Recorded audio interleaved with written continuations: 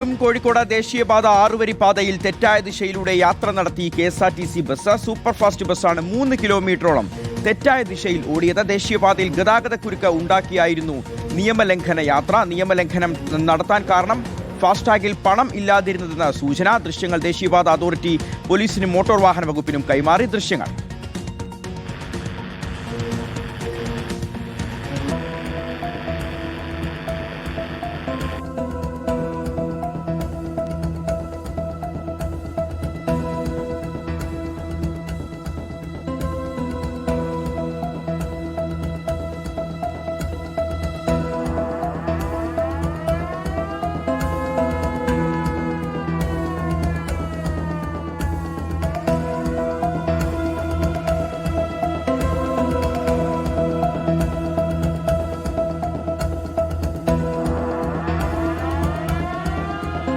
Sinoj Thomas വിവരങ്ങൾ നൽകും. സിനോജെ, ഇതെന്തൊക്കെയാണ് ഈ ബസ് കാട്ടിക്കൂട്ടുന്നത്? ഇപ്പോൾ എന്ത് കാരണത്തിൻ്റെ പേരിലാണെങ്കിലും ഒരിക്കലും ഇങ്ങനെ ചെയ്യാൻ പാടില്ലല്ലോ.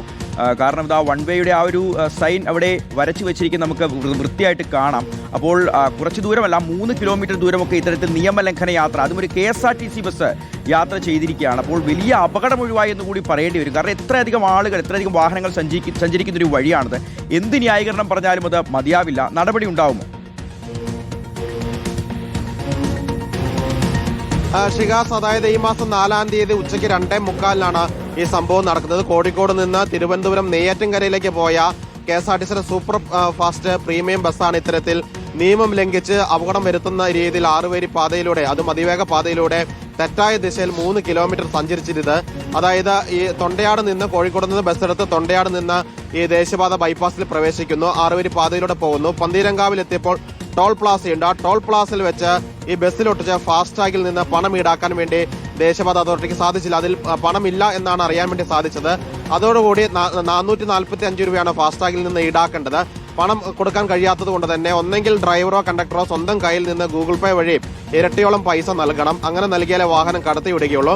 പൈസ കൊടുക്കാത്തതുകൊണ്ട് വാഹനം കടത്തിവിടാൻ കഴിയില്ല എന്ന് ഈ ടോൾ പ്ലാസിലെ ജീവനക്കാർ പറയുന്നു. അതോടുകൂടി കുറച്ച് തർക്കമുണ്ടാകുന്നു. അങ്ങനെയാണ് ബസ് റിവേഴ്സ് എടുക്കാൻ വേണ്ടി ജീവനക്കാർ തീരുമാനിക്കുന്നത്. ടോൾ പ്ലാസയിലിട്ട് ബസ് തിരിച്ച് കോഴിക്കോട് ഭാഗത്തേക്ക് 3ാമത്തെ ട്രാക്ക്, അതായത് ഓവർടേക്കിനൊക്കെ തന്നെ ഉപയോഗിക്കുന്ന ആംബുലൻസ് പോകുന്ന ട്രാക്കിലൂടെ ഈ ബസ് കുറച്ചു ദൂരം ഓടി.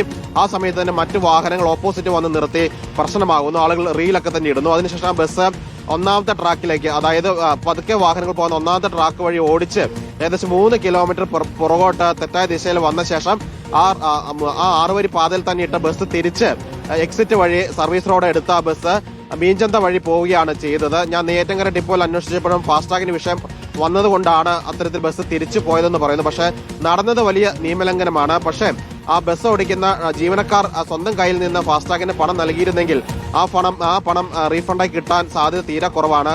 തുച്ഛമായ വേതനം മാത്രമേ ഡ്രൈവർക്കും കണ്ടക്ടർക്കും ലഭിക്കുന്നുള്ളൂ. അവരുടെ കയ്യിൽ നിന്ന് ആ പണം പോവുകയും ചെയ്യും. അതുകൊണ്ടായിരിക്കാം ആ ജീവനക്കാർ അത്തരത്തിൽ ഈ അപകടം വരുമെങ്കിലും നിയമലംഘനത്തിന്റെ പാത തെരഞ്ഞെടുത്തുകൊണ്ട് ഈ ബസ് പുറകോട്ട് ഓടിച്ചത്. വലിയ അപകടമാണ് ഒഴിവായത്. കാരണം അതിവേഗ പാതയാണ്. കോഴിക്കോട് ബൈപ്പാസ് ആണ്. വാഹനങ്ങളൊക്കെ തന്നെ വലിയ വേഗത്തിൽ വരുന്ന റോഡ് കൂടിയാണ്. ആ പാതയിലൂടെയാണ് ഇത്രയധികം നിറയെ പാസഞ്ചേഴ്സും ഉണ്ടായിരുന്നു. ആ യാത്രക്കാരെ വെച്ചുകൊണ്ട് ആ ബസ് പുറകോട്ട് ഓടിക്കുന്ന സാഹചര്യം വന്നത്. അതിന്റെ ദൃശ്യങ്ങൾ ദേശീയപാത അതോറിറ്റി മോട്ടോർ വാഹന വകുപ്പിനും പോലീസിനും കൈമാറിയിട്ടുണ്ട്. പോലീസും മോട്ടോർ വാഹന വകുപ്പ് ഇതിനെക്കുറിച്ച് അന്വേഷിക്കുകയും ചെയ്യുന്നുണ്ട്. ഷിഹാസ്, ശരി സിനോജ്, എന്താണെങ്കിലും നിയമലംഘനം തന്നെയാണ്. മോട്ടോർ വാഹന വകുപ്പിന്റെ ഭാഗത്തുനിന്ന്, പോലീസിന്റെ ഭാഗത്തുനിന്ന് എന്തെങ്കിലും നടപടി ഉണ്ടാവുമോ എന്നുള്ളത് കാത്തിരുന്ന് കാണാം.